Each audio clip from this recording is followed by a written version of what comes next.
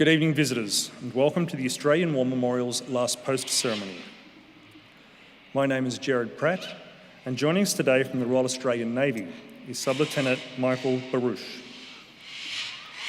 We're honoured to acknowledge His Excellency Dr. Kao Kim Horn, Minister attached to the Prime Minister for Foreign Affairs and ASEAN, and the accompanying delegation. We welcome the veterans who have served, those that are still serving, and the families that love and support them. We acknowledge the members of RSL Services Clubs Association, RSL Victoria and RSL Queensland, who are watching the broadcast of this ceremony from across Australia. During this evening's ceremony, wreaths will be laid at the base of the pool of reflection by visitors to the memorial. If able, please stand and join in singing the National Anthem.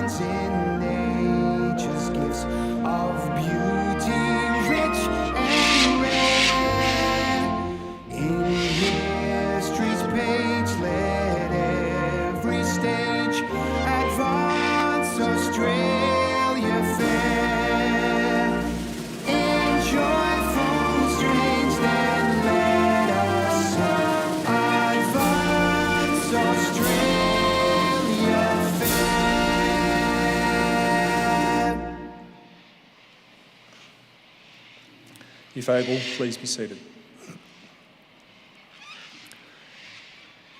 The Australian War Memorial was the vision of Charles Bean, Australia's First World War official historian. Bean landed with the Australian troops on Gallipoli and stayed with them at the front through until the end of the war. The idea of this national memorial and museum came to him at Pozières, France, in the depths of the bloody fighting of 1916. Bean's idea was that this would be a place where families and friends could mourn loved ones buried in faraway places. It would also be a place that could help all Australians understand what these men and women had endured and what they had done for us. Bean's vision, to which we remain true, is best expressed as inscribed in the entrance to the memorial's galleries. Here is their spirit, in the heart of the land they loved, and here we guard the record which they themselves made. Tonight, we will read the story behind just one of those on the Roll of Honour, which lists the names of more than 102,000 men and women who have given their lives for us in war and on operations for more than a century. But first, we present a lament, Flowers of the Forest. Wreaths of floral tributes will now be laid at the base of the pool of reflection.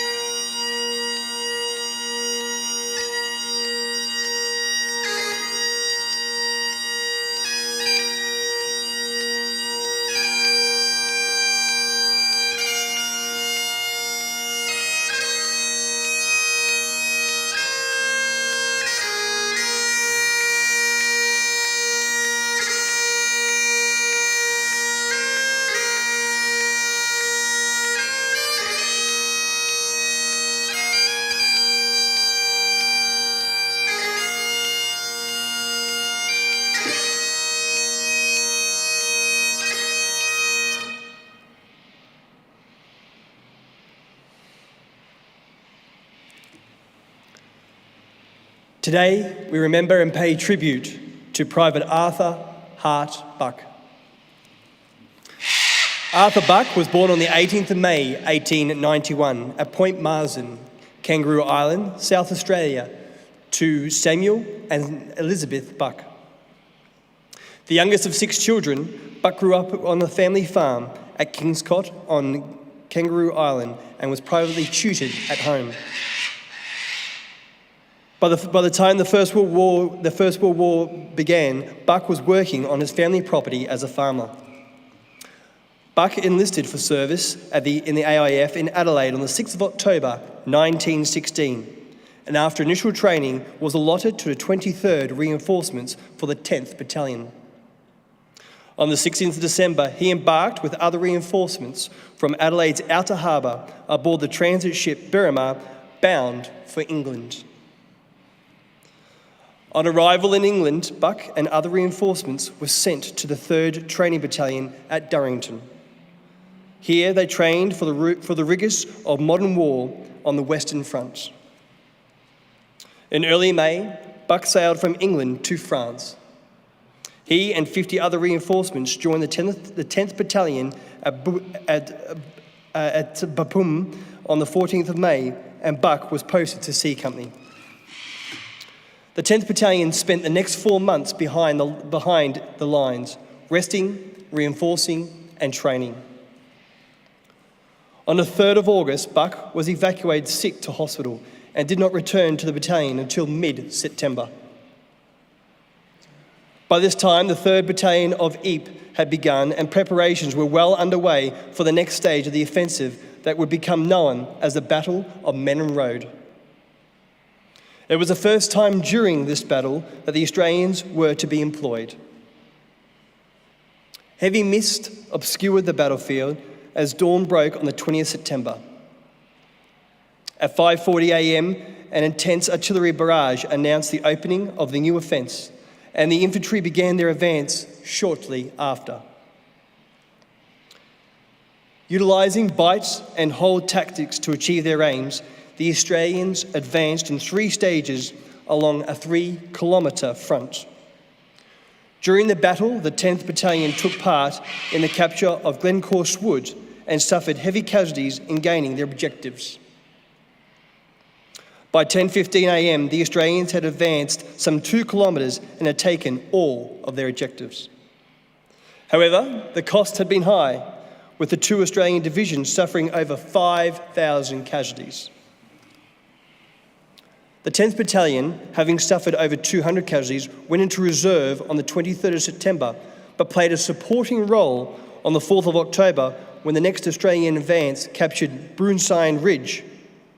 Still in reserve, the 10th Battalion occupied positions in Westhock Ridge on the 5th of October, but they came under German artillery fire and suffered a number of casualties.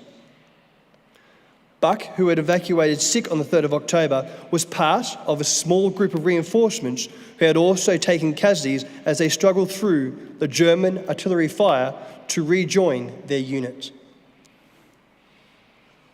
On the night of the 7th of October, the 10th Battalion relieved the 12th Battalion on the front line of Brunswick Ridge opposite the Germans' positions at Celtic Wood. The next day, the 10th Battalion was ordered to mount a raid on Celtic Wood as a diversion for the next Australian advance on Policapel.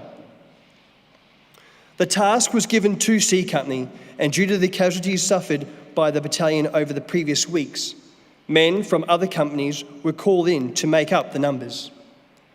As orders were not issued until 6 p.m, it gave the men very little time to prepare. At around 5:30 a.m. on the 9th of October, the raid began. 88 Australians, 85 from the 10th Battalion and 3 from the 3rd Light Trench Patrol Battery made their way into the German positions. Initially, the attack was successful, but the Germans soon recovered and began their counterattacks to drive the Australians out of their positions. During the fighting, Buck was shot and had to be left behind, along with a number of other wounded men when those raids who still capable withdrew. The raid was a disaster. Of the 88 men who began the raid, 32 had either been killed or would die from wounds, and 37 men were wounded. Corporal Frank Wood, who had also been on the raid that morning, described going out that evening to bring back Buck to the Australian lines. We could not go out for him until the evening. He was quite conscious. Buck died while we were carrying him back in. I assisted to bury him just behind the trench, about 250 yards behind the wood. We put his burial disc on a stick and erected it on the grave, as we had no cross. Arthur Buck was 26 years old. His grave lost in subsequent fighting, and his remains were unable to be identified. Today, his name is commemorated on the Menin Gate Memorial to the missing. His name is listed on the Roll of Honour to my right among almost 62,000 Australians who died while serving in the First World War. His photograph is displayed beside the pool of reflection. This is but one of many stories of service and sacrifice told here at the Australian War Memorial. We now remember Private Arthur Hart Buck, who gave his life for us, for our freedoms, and in the hope of a better world.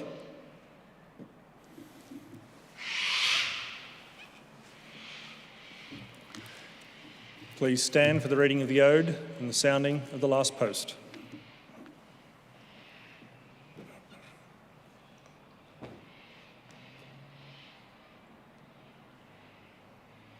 They shall grow not old as we that are left grow old. Age shall not weary them, nor the years condemn. At the going down of the sun and in the morning, we will remember them. We will remember them.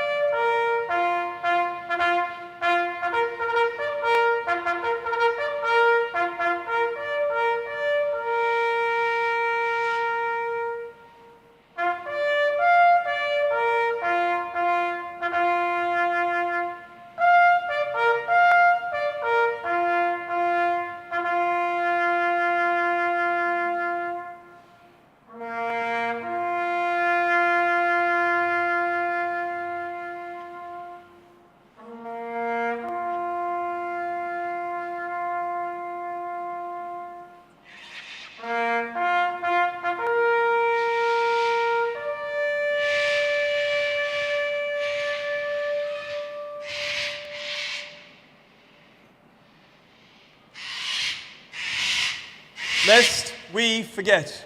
Lest we forget.